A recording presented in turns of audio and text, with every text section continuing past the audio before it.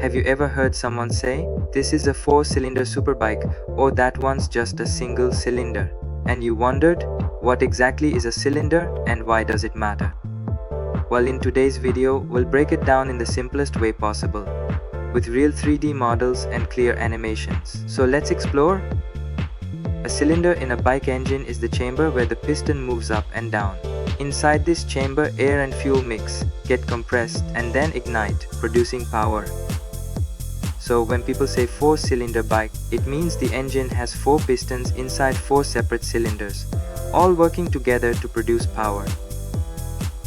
A single-cylinder engine has just one piston and one combustion chamber. It's lightweight, simple, and fuel-efficient. 2 pistons mean more power and smoother performance. These engines usually come in either parallel or V-shaped configurations.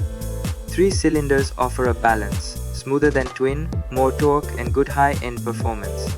They're less common but found in bikes like Triumph Street Triple. These are high-performance machines, smoother, faster, and more powerful, popular in superbikes like the Kawasaki Ninja ZX-10R and Yamaha R3. Here's a quick comparison of how all 4 engine types look and behave. More cylinders usually mean more power and smoothness, but also more cost, complexity, and fuel consumption. Most daily use bikes use single-cylinder engines, but as you go up in performance, touring bikes, cruisers, or track bikes, you'll find more cylinders for more power. So next time someone tells you their bike has 3 or 4 cylinders, you'll know what it means and what difference it makes.